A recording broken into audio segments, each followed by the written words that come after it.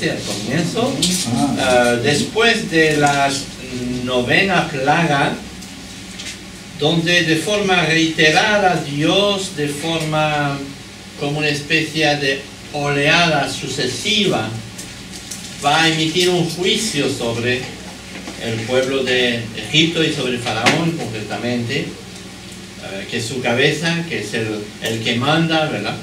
Y entonces va a poner estas plagas. Recuerden que cada uno significa algo, cada uno es un ataque directo hacia los dioses egipcios, y se supone que debería de ablandar el corazón de uno pasando por tantas dificultades, cuando en realidad es todo lo contrario que ocurre. Y realmente podemos preguntar qué es lo que hace falta para que una persona reconozca la grandeza de Dios y decida someterse a Él. ¿Cuántas evidencias son necesarias para convencer a una persona? En el caso de Faraón hemos visto que más que convencerles, le ha endurecida, porque cuando uno decide no creer, cuando uno decide oponerse a Dios, entonces todo lo que Dios le haga, que sean cosas buenas o que sean cosas malas, les recuerdo que nunca Dios manda maldiciones, sino juicio, que es otra cosa, ¿no? El juicio de Dios siempre tiene una razón, no es una maldad dada por, ¿cómo se dice?, gratuita o por sin razón. Dios, todos estamos bajo el juicio de Dios por nuestro pecado, y todo lo que nos ocurre, lo peor que nos puede ocurrir, nos lo merecemos por nuestro pecado. Y si no nos ocurre nada malo, es pura gracia. Tenemos que entender eso, ¿no? Ahora, como hijos de Dios, pues nuestra ¿cómo se dice? Nuestra idea y nuestra relación con Dios es totalmente diferente, obviamente, ¿verdad? Dios nos puede corregir, incluso de forma difícil de entender, pero siempre su corrección está llena de amor hacia nosotros, y nada que ver en el caso de Faraón. Obviamente Faraón se endureció cada vez más. Además fue la causa de la pérdida de su propio hijo, juntamente con los hijos de las demás familias del reino. Su dureza de corazón y su testadurez también hicieron que realmente él perdió totalmente su autoridad definitiva sobre el pueblo, porque fíjate un poco lo que ha ocurrido, la gente tuvo que darse cuenta, ¿no? Que en definitiva era culpa de Faraón todo lo que pasaba ahí, ¿no? Pero como se creía Dios, entonces aquí fue demostrada naturalmente la superioridad del poder de Dios sobre todos los dioses egipcios, y etcétera. Hasta este punto 9 plagas habían caído sobre Egipto como evidencia de su poder, y ahora en el capítulo 11 vemos cómo Dios va a advertir su juicio sobre Faraón y sobre Egipto. Es otra cosa que nos puede que nos puede llamar la atención, es que en cada caso no fue por sorpresa a Faraón. Wow, lo que me pasa ahora, ¿no?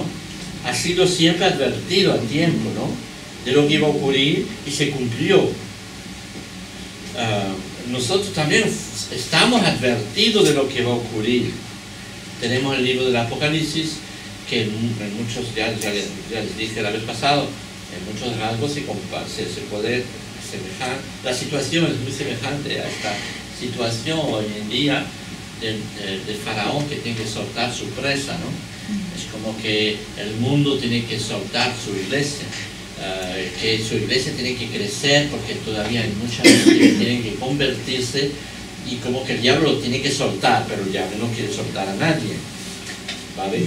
Y hace todo lo posible para mantener, y el diablo ya no es como Faraón, que se endurece el corazón. El diablo ya está endurecido total, o sea, no hay más posibilidad para el diablo de convertirse o de ablandarse, ¿no?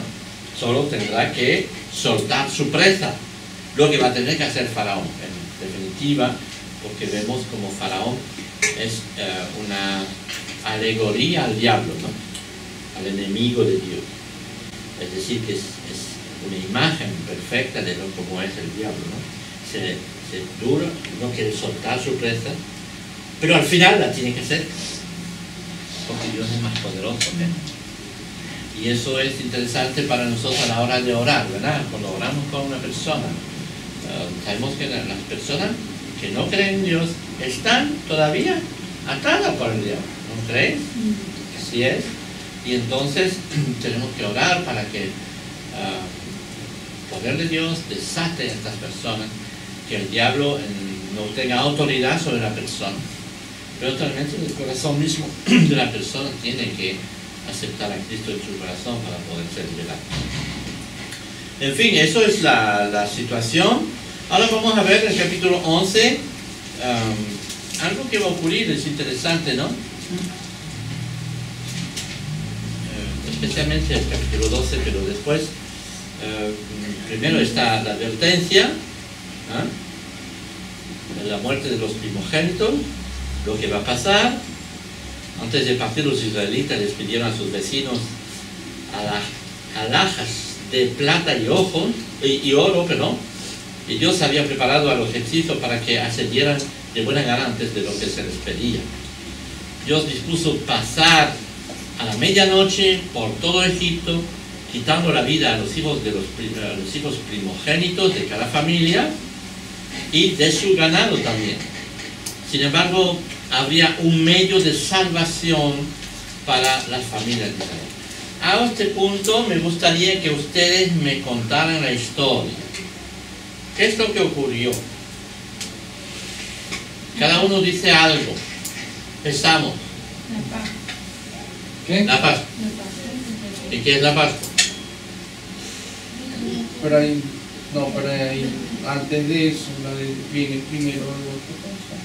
Pero que no, aquí le dice que es lo que tienen, le dice que es lo que tienen que hacer, que es lo que tienen que preparar, que tienen que agarrar un cordero de un año sin daño, prepararlo de una manera, sin comerse tales cosas, preparar pan sin que Stop. Está bien. Te lo leíste.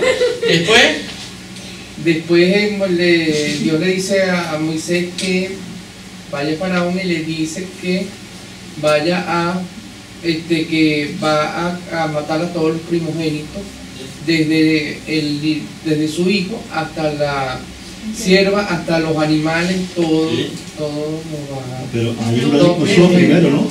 Hubo una discusión entre el faraón y el Moisés. Primero dice... Porque esa maldición se la echó el faraón a Moisés, y Moisés le dijo, bueno, que así sea, ¿no? Y al final la maldición fue para los... Primero es lo contrario, es decir, primero es Moisés que va a advertir a Faraón, pero después Dios le dice a Moisés, ahora vais a preparar una cosa, que es la Pascua, que llamamos la Pascua, pero bueno, ella ya dijo algunas cosas. Me gustaría saber si ustedes saben un poquito en qué consistía esta preparación concretamente. Esto comiendo un macho de una cabra, lo tenían así. Cordero, sí. Un corderito, sí. Y que matar, y luego la sangre que como que derramaba, con eso tenían que cumplir las puertas de las casas. ¿Qué más tenían que hacer? Tenían que contar el número de gente de la familia para que el cordero alcanzara para todos, y si la familia era muy pequeña se tenían que unir con otras, pero no podían dejar nada del cordero. Bien. Hasta la mañana. Y si dejaban lo tenían que quemar. Y también la matita con la que pintaron. ¿Y qué más? Yo no sé, ya lo dije antes, que hubo una disputa entre el faraón y Moisés. No, pero eso es el comienzo. Después digo que Dios va a enseñar a Moisés lo que tienen que hacer, pero no solamente lo que tienen que hacer esta noche, sino que tendrán... porque le dice, a partir de aquí este va a ser el primer mes del año para usted. Es como que está comenzando... Exactamente. La liberación, en este caso. Y que va a ser algo que lo van a tener que hacer durante toda la vida. ¿Por qué? Para recordar para que los descendientes y todos recordaran de que... Bien, ahí vamos. Ese fue el día en que Lo leímos todos. era el faraón. Y después ocurrió, ¿no? Sí. Y después ya la marcha la salida de Egipto. Así que bueno, primeramente vemos que, primero podemos ver que Dios advierte, ¿no? Del capítulo 11, del 1 a 8, va a advertir a Faraón, ¿de acuerdo? Es la advertencia que le va a dar. Después tenemos la otra parte, dice, va a decir la causa, por qué eso, ¿no? Éxodo señala la causa del juicio sobre Egipto. La primera causa y la más obvia, eran dos las causas. Primero, no sé si habéis leído bien, la primera causa era la manifiesta rebeldía de Faraón hacia Dios del universo. ¿Vale? Rechazó su autoridad a pesar de las evidencias tan claras de su poder. Había suficiente evidencia para demostrar la superioridad de Jehová sobre las divinidades, pero a pesar de las abundantes pruebas, el faraón rehusó someterse a la autoridad de Dios. En definitiva, es la misma actitud que tienen toda la gente. No es que no creen o creen, creer o no creer no tiene que ver. Lo que pasa, el problema es la sumisión a Dios, ¿no? El poner tu corazón a los pies de Dios diciendo ahora yo me someto a ti, me rindo a ti, ¿no? Y la segunda causa de este trato de Dios para con Egipto tiene que ver con el propósito de Dios. Dios tenía un propósito, ¿cuál era? Liberar al pueblo. Obviamente, ¿no? Entonces, estos dos propósitos, Dios es como Dios es tan poderoso, ¿no? Que hasta de las contradicciones las utilizas para su gloria, ¿no? Porque en definitiva hubiera podido ser lo contrario. Podría ser que, bueno, Faraón dice, bueno, pues ahora váyanse, yo lo creo, pues todo bien, entonces el pueblo se hubiera ido tranquilamente y sin más, ¿no?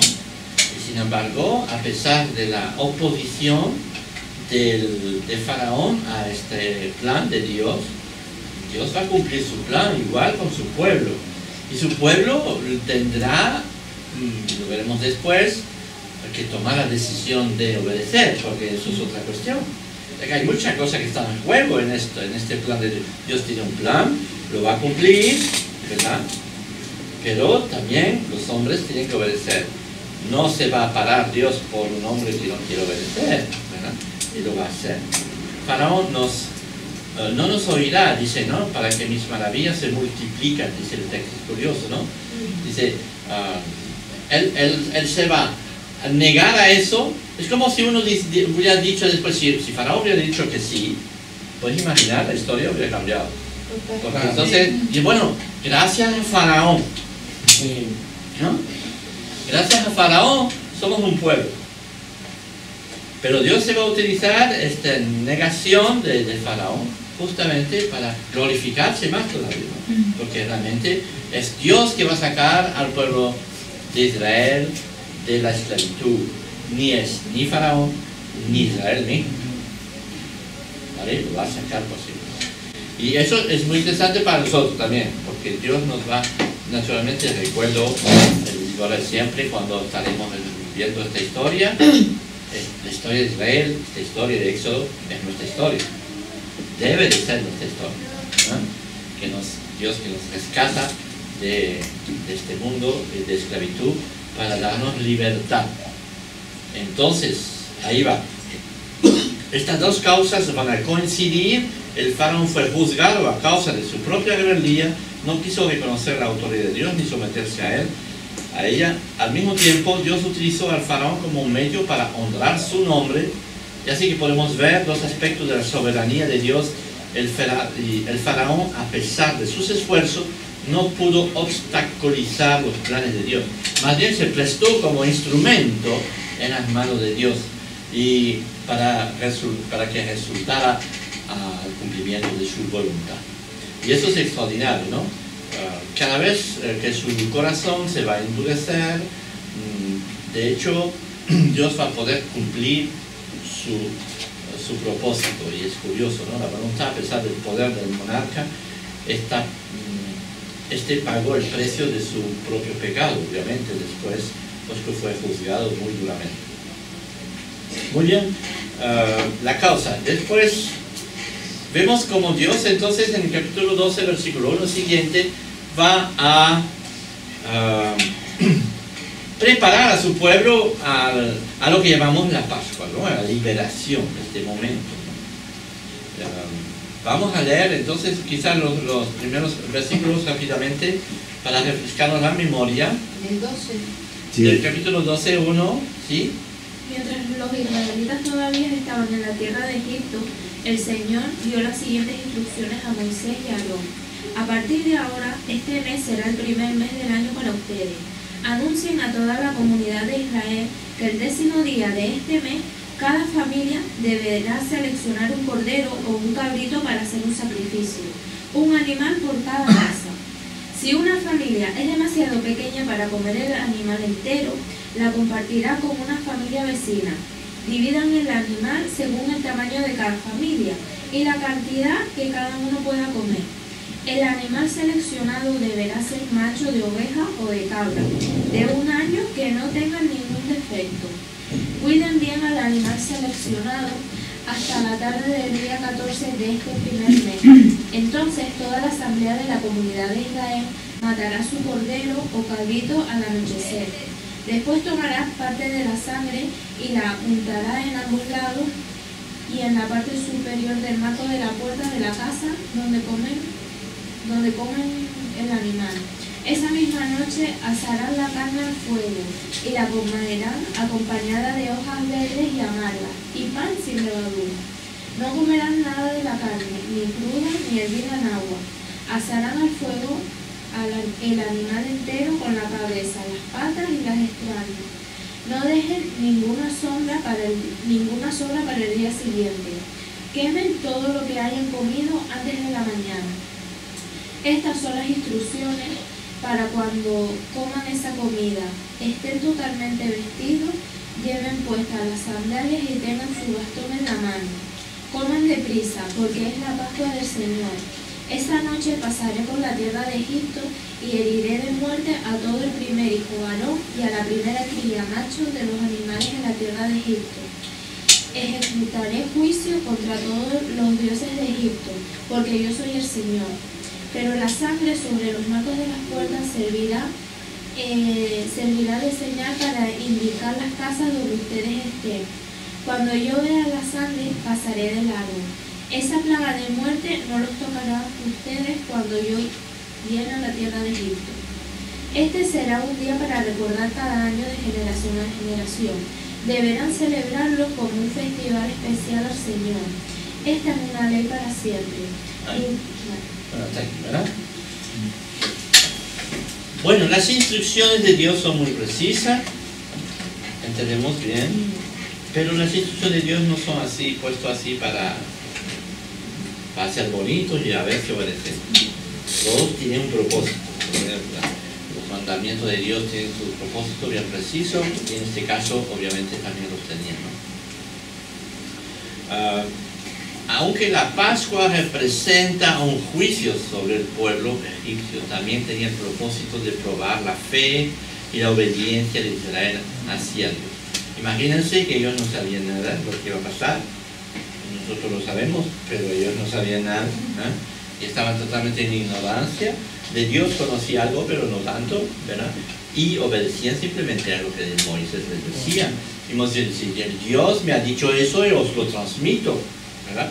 Tenemos que esta noche organizarnos por familia, y si la familia pequeña tenemos que unirlas y matar un animal y comérnoslo con estas condiciones, con las hierbas amargas y todas esas cosas, y el pan sin levadura, prepararlo, ¿no? Y después tenemos que vertir la sangre en el fuego. Yo no sé si ustedes en este caso no hubieran cuestionado este tipo de mandamiento, ¿no? ¿Verdad? Sí, porque vamos a hacer eso. ¿Por qué vamos a hacer eso? Además tenemos que sacrificar a un cordero pobrecito que lo tenemos ahí, tener toda la vida con nosotros, ya está ahí lo queremos y todas esas cosas. ¿Por qué? ¿Por qué tenemos que hacer tal cosa? ¿No? Y están en la esclavitud, están en un pueblo que está harto de todo ya.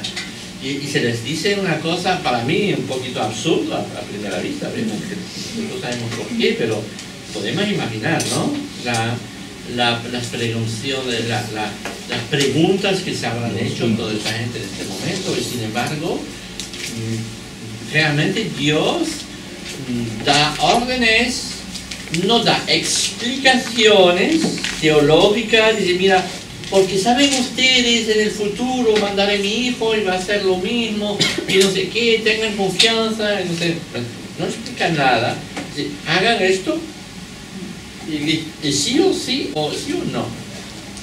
Y los que lo hacen van a ser protegidos, los que no lo van a hacer. Y la gente tendrá que decir, yo creo o no creo. En este momento no va a pasar nada. Un poco más tarde sí. Pero tendrán que matar al cordero primero. ¿De acuerdo?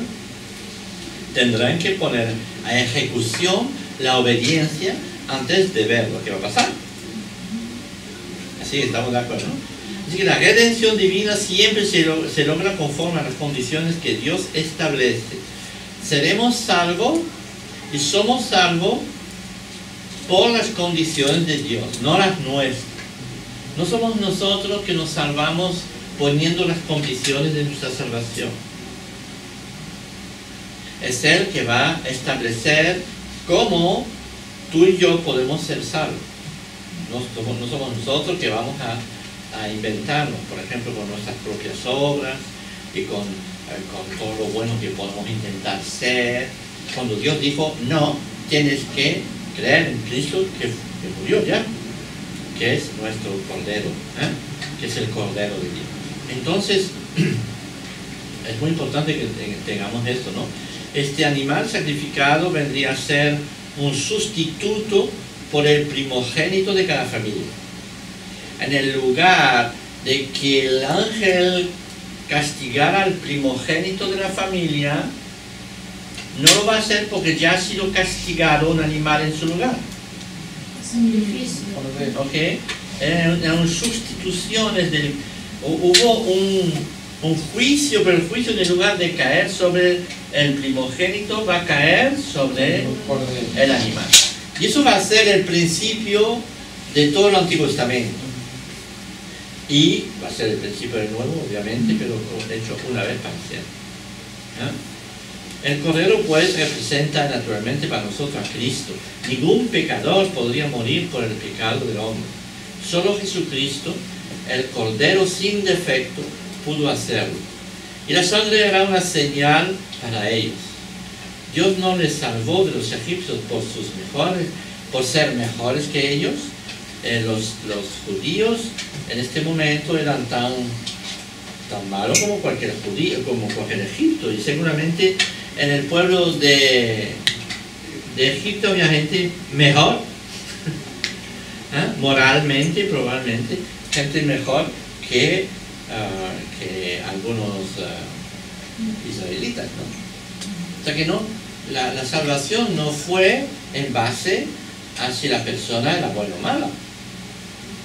¿Estamos?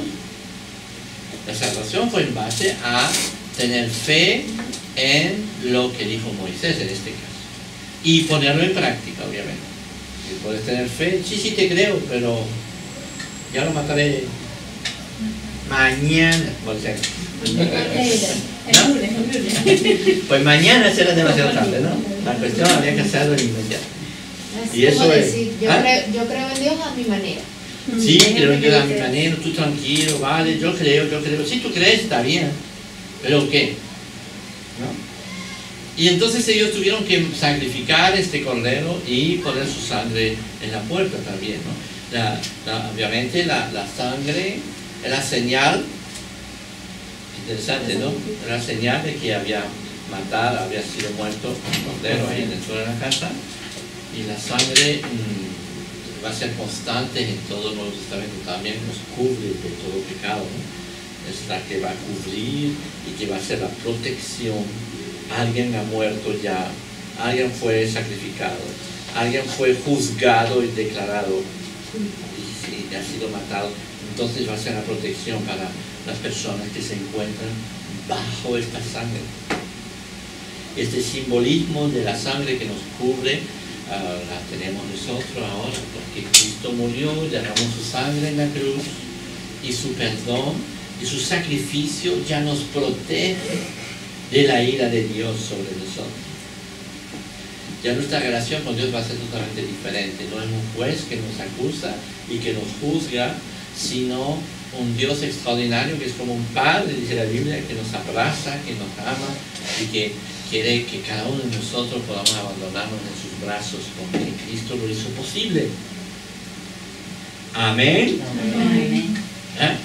Así que es interesante saber que tanto Israel como los egipcios estaban bajo el juicio de Dios. No es que lo uno y los otros no, ¿me entiendes? Lo que pasa es que en el caso de los judíos tuvieron la oportunidad de oír lo que Dios decía y de ponerlo en práctica. Y eso es la gran diferencia, ¿de acuerdo? También a nosotros Dios nos pide esa clase de fe. No merecemos su salvación, sin embargo, la sangre de Cristo basta para pagar el precio de nuestro pecado. Si confiamos en lo que Dios dice, podemos aceptar a Cristo y recibir su salvación en base a esta gracia divina sobre nosotros. Y podemos preguntarnos, si alguien no lo ha aceptado, lo quiere aceptar hoy, que no vaya a pasar el día de esta noche. ¿Quién sabe? ¿Quién sabe? No, es muy importante, ¿no? Y que todos estemos y que podamos glorificar a Dios porque el Cristo murió por nosotros y su sangre nos cubre a cada uno de nosotros en particular si tenemos fe y confianza en Él. Entonces, si realmente hemos recibido a Cristo, el juicio de Dios pasará también sobre nosotros y no estamos bajo el juicio, como dice Pablo, sino bajo la gracia de Dios, ¿no? Así que la salvación del hombre nunca se ha basado en su propio mérito, ni en sus obras, ni lo que Él es, porque en definitiva todos somos pecadores y merecedores del juicio de Dios. Pero gracias a Cristo que nos protege, entonces podemos dar gracias a Dios y incluso ser llamado hijo de Dios y parte de su pueblo, ¿no? Eso todo, tantas declaraciones en el Nuevo Testamento que dicen eso. Para el pueblo de Israel, en este caso, se sentían de repente pueblo de Dios porque habían sido rescatados del juicio a través de este cordero que había muerto. Esto iba a ser la primera enseñanza básica. Yo recordaré que en el Génesis ya hemos entrevisto esto. Cuando Abraham tendrá que sacrificar a su hijo y habrá un sustituto con una cabra, un cordero que estaba ahí, un ternero, ¿no? Carnero. Que estaba ahí y en el lugar de sacrificar a su hijo, va a sacrificar a la cabra, ¿no? Y entonces podemos ver esto que está entrevisto en todo el Antiguo Testamento, pero ahora va a ser mucho más visible, mucho más factible, porque es todo un pueblo que va a ser salvo por Él, ¿no? Es todo la iglesia, ¿no? Porque en definitiva la iglesia es salvada de la misma manera, ¿no? Los que pertenecemos a la iglesia, al pueblo de Dios, somos salvos de la misma manera. ¿Me seguís? Espero, ¿no? Así que Dios quiere revelar su plan, quiere bendecirnos, pero hasta que no haya cumplido las condiciones del mismo, es imposible que podamos pasar. Pero ahora sabemos que Cristo ya murió, ya es un hecho, ya todo está hecho. Nada nos impide, sino nuestra naturaleza pensar, ¿no? Para pensar, ¿verdad? Bien, después Dios va a establecer la Pascua, en el capítulo 12, no solamente va a decir lo que tienen que hacer, pero hemos visto que va a decir que va a tener que ser una fiesta conmemorativa cada año, capítulo 12 y siguiente, hasta el 13, hasta el 14, Del 14 al 27. del 14 al 27, perdón, 14. Y este día os será en memoria y lo celebraréis como fiesta solemne para Jehová durante vuestras generaciones. Por estatuto perpetuo la celebraréis. 7 días comeréis panes sin levadura, y así el primer día haréis que no haya levadura en vuestra casa. Porque cualquiera que comiere leudado desde el primer día hasta el 7º día será cortado de Israel. Eso era otra historia, ¿no? Los panes sin levadura. Los israelitas siguen festejando esta fiesta de los panes sin levadura. Se estableció y podemos preguntar por qué, ¿no? Sabéis que hay una parábola también del Señor Jesús que emplea eso, ¿no? Dice, ¿no sabéis que un poco de levadura hace fermentar, ¿no? Que se hace leudar toda la masa? Y ese lo habla de forma negativa. ¿Estamos de acuerdo? Entonces podemos decir por qué de repente esta historia con la levadura, ¿no? Naturalmente la levadura es necesaria para hacer el pan común, como todos nosotros comemos pan con levadura y tampoco nos vamos a morir por eso, ¿sabéis? No es cuestión de eso. No voy a decir, ay, ahora vamos a tener que comer pan sin levadura. Ni bizcochones, ni bizcochones ni nada. Tenías miedo, ¿verdad? Claro. Sí, claro, ya dice, wow, no sé si era este estudio, porque vamos a ver si después se establece la ley. En Misión Cristiana de Canarias no comemos levadura. Nada leudado. No, el usar la levadura que habían traído de Egipto era un testimonio continuo de su dependencia de ellos. La levadura ilustraba la dependencia de Egipto, ilustraba su relación con el pasado y la costumbre de este pueblo. Así que había que cortar definitivamente durante 7 días para decir que la nueva levadura era ya una levadura del reino, podemos decir, de su pueblo, ¿no? Ahora no podía utilizar, es como decir, no vamos a traer con nosotros nada de Egipto, de nada que no nos pertenece, ¿no? Porque seguramente el tema de la levadura la habrán ellos aprendido allá. Entonces van a dejarla, y es un signo de corte definitivo con Egipto. Y cuando el Señor nos llama a ser cristianos sin levadura, podemos decir de esta manera, es esto, ¿no? Que nada contaminado de este mundo esté dentro de nosotros, ¿no? Es un corte definitivo con el pecado, un deseo de cortar definitivamente con el pecado. Así que la levadura ilustraba la dependencia de Egipto, ilustraba su relación con el pasado y la costumbre de este pueblo. Por esta razón, al deshacerse de ella y no usarla por 7 días, empezarían de nuevo rompiendo totalmente su relación y dependencia de los egipcios. El mismo procedimiento que Moisés indicó hacer a los israelitas la noche de la Pascua, debía repetirse cada año para conmemorar la protección divina y redimirles de Egipto. Continuamente cada año tenían que hacer esta fiesta para recordarle que han salido del dominio de Egipto y han dejado ahí todo y han nacido en una nueva nación. O como dice, cada año tenían que festejar su muerte en Egipto y su renacimiento como nación propia ahora, ¿no? Como un nuevo bautismo cada año, ¿no? Podemos decir. De esta forma los niños podían aprender de la obra que Dios había hecho por ellos. Jesús, naturalmente, después sabemos que va a centralizar esta conmemoración de la Pascua sobre sí mismo. Recordéis que el día mismo de la noche de la Pascua, justamente, Él dijo, bueno, hasta ahora ustedes han hecho esta conmemoración como Moisés os dijo de hacer, pero ahora la vais a hacer en memoria mía, ¿no? Y Pablo justamente recogió la idea de los símbolos del pan y del vino que estaban tomando en esta fiesta para volver a dirigir esta fiesta que estaba ahí para la salida de Egipto sobre sí mismo, porque va a ser nuestra fiesta de la salida de si celebramos la Pascua o si celebramos la Santa Cena ahí, siempre será una conmemoración visible por las especies, ¿no? Podemos decir, de nuestra salida de Egipto personal, de nuestra conversión a Cristo, de pasar del reino de las tinieblas al reino de la luz, si realmente lo hemos hecho.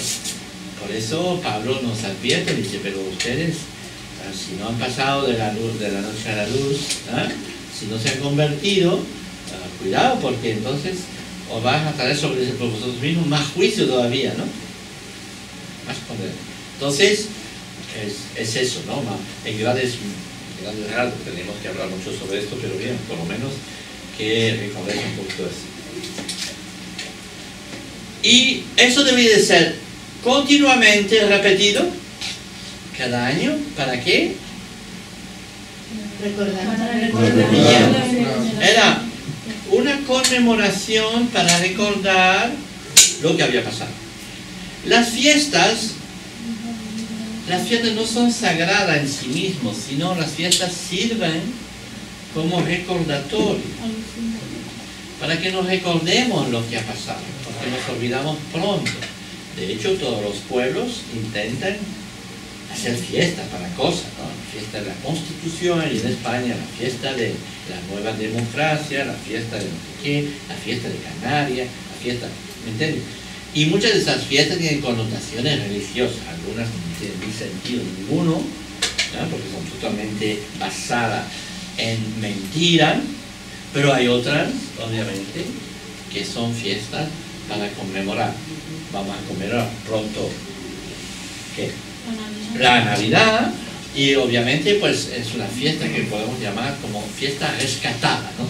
Porque antes era una fiesta dada al Dios Sol, al Dios de la luz, pero los cristianos con el tiempo la han recuperado para sí mismos, y vamos a festejar a Jesús, a su nacimiento y todo eso. Entonces, si es eso que hacemos en Navidad, gloria a Dios. Si volvemos a adorar al Dios Sol, porque también los hay que lo hacen, entonces están totalmente equivocados, ¿no? Sin embargo, ya, bueno, lo que es Estados Unidos, que dice Merry Christmas, ya dicen, no dicen Feliz Navidad, sino Felices Fiestas.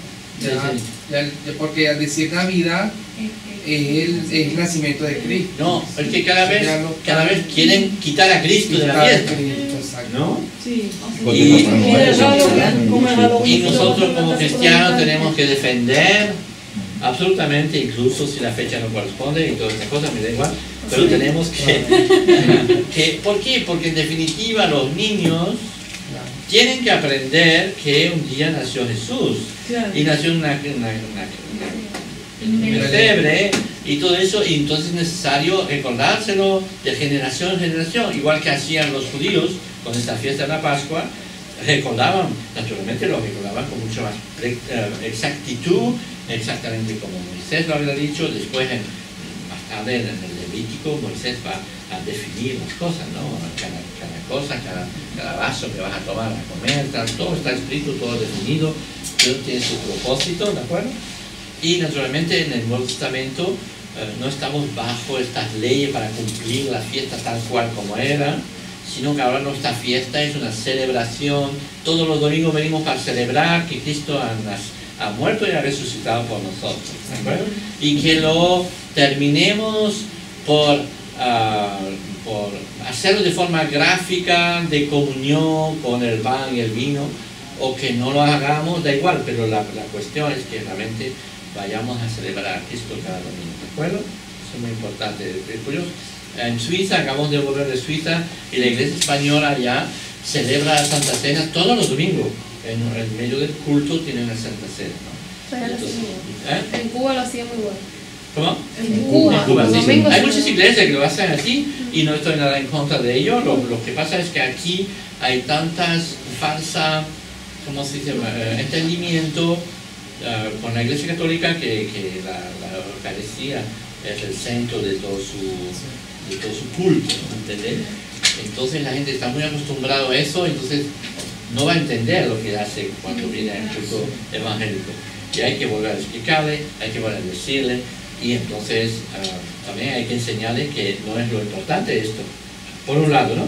No digo que hay que quitarlo, pero también es bueno que lo hagamos de vez en cuando, recordando lo correcto, pero por otro lado tampoco es una cosa que tenemos que hacer por ley, ¿no? En fin, algunos lo ven de otra manera, pero igual.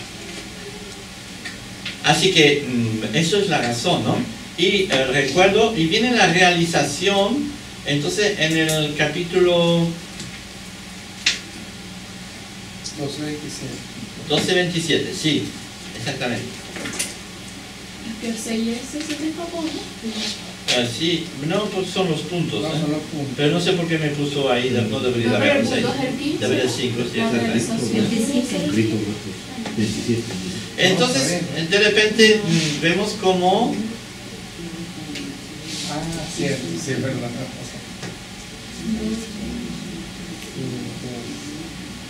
simplemente ahí Es el tenemos, quinto punto. antes tengo un pequeño comentario sobre la levadura, ¿no?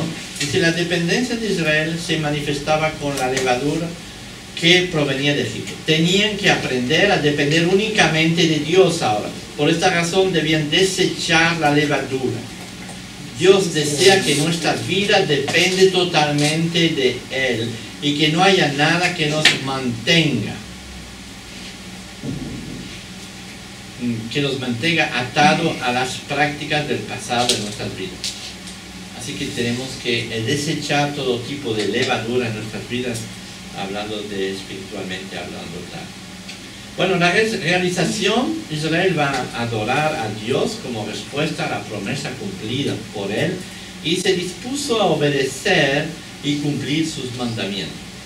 La mejor manera de demostrar nuestra fe, obviamente, es por la obediencia. Conforme con lo anunciado, a la medianoche Dios hirió a todo primogénito de Egipto y todo el país guardó luto por sus muertos. La consecuencia, el resultado, lo tenemos en el versículo 31 del capítulo, donde que sería el 6, ¿no? Sí. es cumplido, donde ahí, y aconteció que a medianoche Jehová hirió a todo primogénito en la tierra de Egipto, desde el primogénito de Faraón, que se sentaba sobre su trono, hasta el primogénito del cautivo que estaba en la cárcel, fíjate, y todo primogénito de los animales. ¿Ah? Y se levantó aquella noche Faraón y todos sus siervos y todos los egipcios, y hubo un gran clamor en Egipto porque no había casa donde no hubiese un muerto.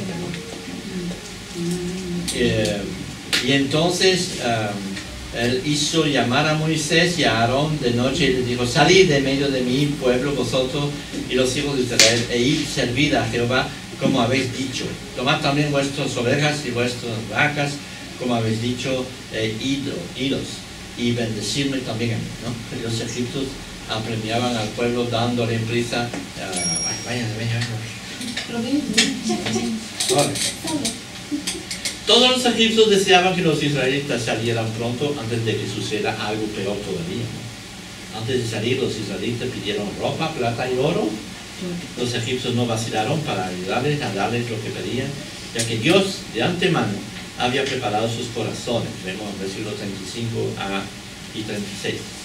Dios cumplió su promesa al sacar a su pueblo después de 430 años de permanecer ahí.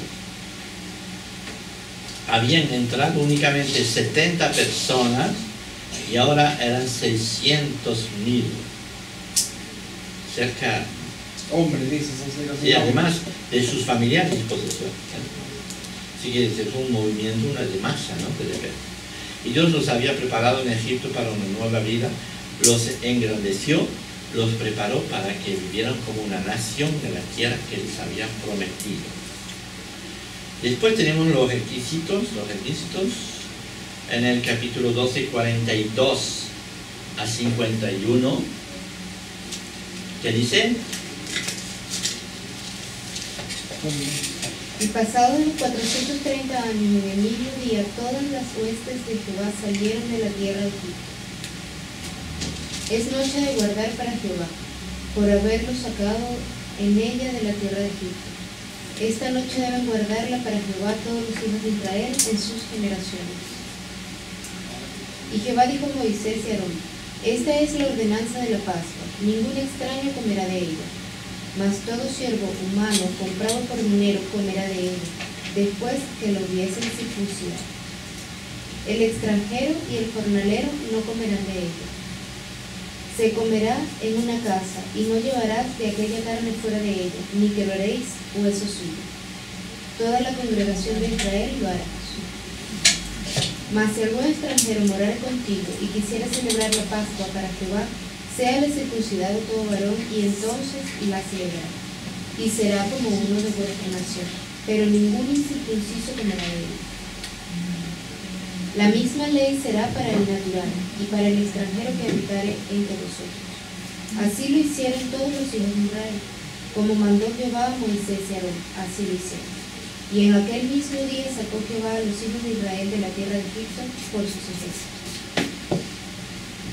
Bien. ¿Habéis visto?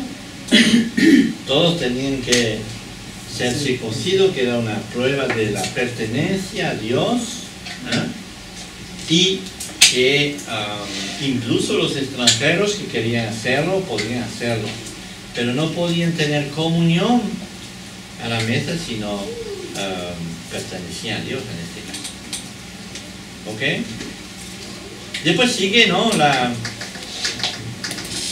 el recuerdo que está establecido en el capítulo 13, versículo 1 a 16. Jehová habla a Moisés diciendo: conságrame todo primogénito, cualquiera que abre matriz entre los hijos de Israel, así de los hombres como de las ánimas, mío es. ¿No? Así que cada persona que naciera como primer nacido, ¿no?, iba a ser consagrado a Jehová, iba a ser reservado para servicio a Dios. También se con la... No es lo mismo, pues no sé.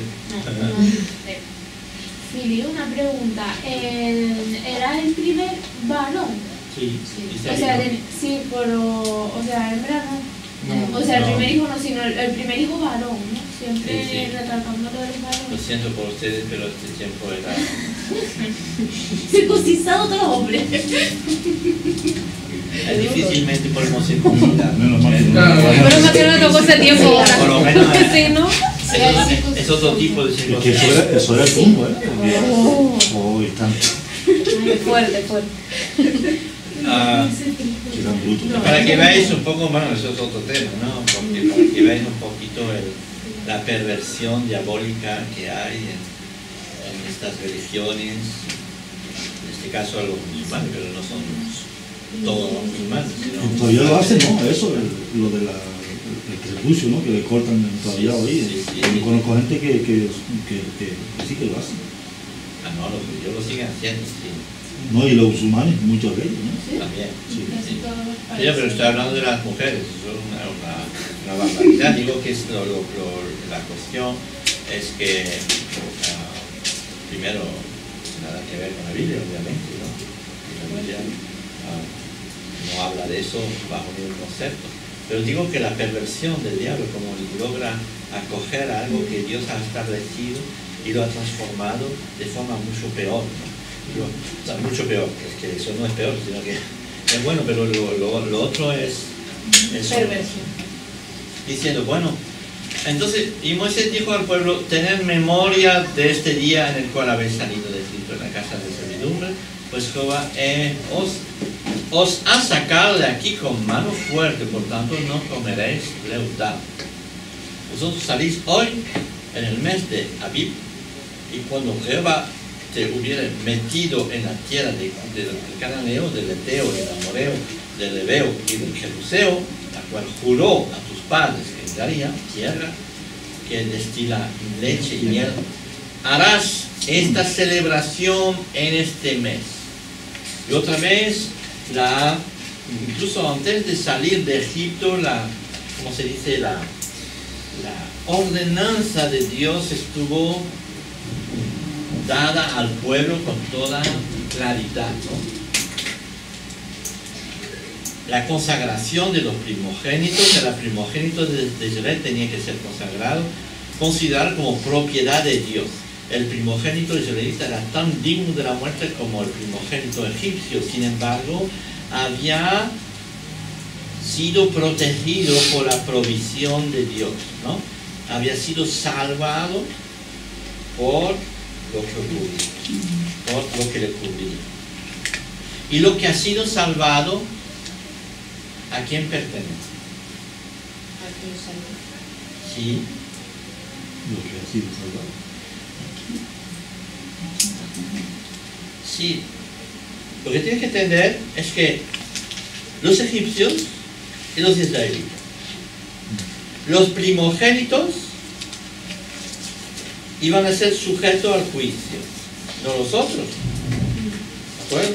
Como que los otros eran neutrales, ¿no? Pero esto iba a caer sobre ellos el juicio. Y para protegerles de la muerte, tenían que poner Un libro. la sangre, La ¿no? sangre. Del cordero sobre ellos. Los israelitas todos cumplieron con esta norma, mientras que los demás, no, obviamente, no, porque no quería saber nada de eso, o ni siquiera fueron advertidos, no sé. Pero estos murieron, ¿de acuerdo? Pero estos fueron salvos, porque si no lo hubieran hecho, hubieran muerto también, ¿de acuerdo? ¿Eh? Porque eran tan merecedores del juicio, tanto el uno como el otro. Es muy importante que tenemos eso. Entonces, estos se salvaron. Y entonces, como han sido salvos, ahora ¿a quién pertenecen? A Dios. ¿A quién perteneces tú? ¿Entienden eso? ¿Por qué Pablo dice, ahora no vivo yo, sino vive Cristo en mí? Ahora soy deudores. Ahora dice en el capítulo 12 de los Romanos, capítulo versículo 1, dice, el sacrificio, vuestro culto racional, lógico, es que ofrezcáis vuestros cuerpos en el altar. Es decir, que ofrezcáis vuestras vidas, que no vais ahora a vivir para vosotros mismos, que es una incongruencia, sino que vais a vivir para Dios. Pertenecen a Dios, vais a vivir para Dios. Dios cuidará de vosotros. Y es lo que Dios ha empezado a enseñar, esta relación. Eres salvo, pero ahora me perteneces. Pero pertenecer a Dios no es caer bajo un yugo de lo imposible. Es todo lo contrario. Pertenecer a Dios es una liberación, ¿de acuerdo? Es el gozo, la alegría, porque uno piensa que, ahora voy a tener que seguir a Dios, qué fastidio, ¿no? No, todo lo contrario, tenemos que, cada vez descubrimos más a un Dios que nos ama, que nos abraza, que nos guía y que hace de nosotros sus criaturas, y eso es maravilloso, ¿de acuerdo? Por eso hay una celebración de la Pascua, ¿no? Todo primogénito pertenece a Dios. Desde este contexto podemos decir, somos también primogénitos, ¿no? Porque fuimos salvos y entonces pertenecemos a Dios de la misma manera. Y dice que iban a ser consagrados. Eso es interesante, ¿no? Esta palabra. ¿Sabes lo que significa? ¿Eh? Exactamente, entregado, apartado. No se puede hacer cualquier cosa con él. Si digo, eso va a ser consagrado al culto, pues no lo puedo utilizar para otra cosa, ¿no? ¿De acuerdo? Y entonces también tenemos que consagrar nuestras vidas, consagrar nuestros bienes, consagrar nuestra familia, consagrar nuestro dinero, consagrar todo es de Dios. Entonces no lo voy a utilizar esto para cometer cosas malas, ¿no? Como dice también, consagrar vuestros miembros. Les dice eso a los corintios, interesante, consagrar vuestros miembros, que vuestros miembros no sean miembros de iniquidades, ¿no? Es como dice, bueno, esta mano ahora pertenece a Cristo, ¿no? Y con ella no puedo hacer lo que quiero, tengo que hacer cosas, servir a Cristo. No le puedo pegar a esta pobre niña que de repente pasa de acá. Bueno, si se lo merece. No, claro, sí, se le puede dar para poco. ¿Vale? Sí, hay toda una enseñanza ahí en los Corintios que está así, ¿no?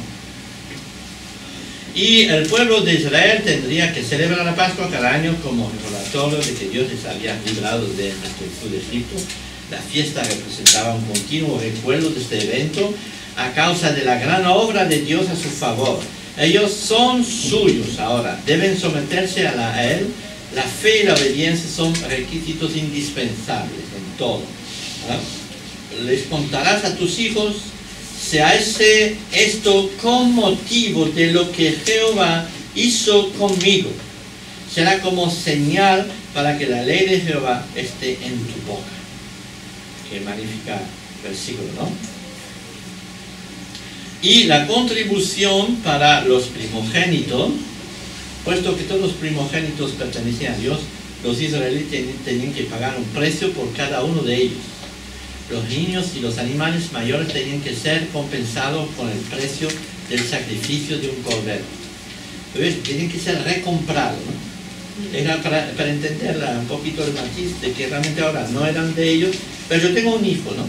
Y entonces los israelitas dicen, bueno, ahora pertenece a Dios, pero si lo quiero tengo que comprarlo de vuelta, ¿no? Entonces tenían que pagar a los sacerdotes y a no sé qué para recuperar, de cierto modo, esto, ¿no? Tenían que pagar. Eso significa que hay un precio, ¿no? a que pagar a eso, ¿no? Dios me ha salvado, ¿de acuerdo? Dios me ha dado la vida eterna ahora, pero el precio que tengo que pagar es lógico, es mi propia vida, ¿vale? En el caso de los animales más pequeños se requería asimismo el sacrificio del primogénito para Jehová. La redención de los primogénitos era un símbolo para recordarles que todo lo que tenían pertenecía a Dios. Sin la intervención divina, ellos hubieran permanecido esclavos bajo el yugo egipcio. Es un principio que es continuamente recordado en la Biblia, tanto en el Antiguo como en el Nuevo Testamento. A través del diezmo, por ejemplo, y de las ofrendas y todo eso, encontramos la misma idea de base, ¿no? Es como decir, wow, Dios, tú nos has salvado, ¿no? Tú nos has dado. Y como símbolo de que yo creo en ello, te doy el diezmo. Es un poco eso el Antiguo Testamento, ¿no? Y yo cumplo con esta ordenanza que tú me has dado también. Claro, el Nuevo Testamento es un poco diferente, pero la idea base sigue siendo ella. No voy a pensar que Dios ha quitado esta idea base. La idea de que Dios nos ha rescatado, ahora le tenemos que dar todo, ¿entiendes? Y como símbolo también de nuestra pertenencia, de que creemos en ello, de que hemos entendido eso muy bien, entonces también damos una parte de nuestro dinero para la obra de Dios. Eso es una constancia, ¿me entiendes? Que se ha guardado en el Nuevo Testamento. Vemos incluso que los primeros cristianos daban todo lo que tenían, ¿no? Pero no era una regla como en el Antiguo Testamento, que era muy estricta, sino que el Nuevo Testamento ya era una actitud de corazón. Y la actitud de corazón hace que la gente ya era muy generoso, ¿no? con el Señor en ese sentido.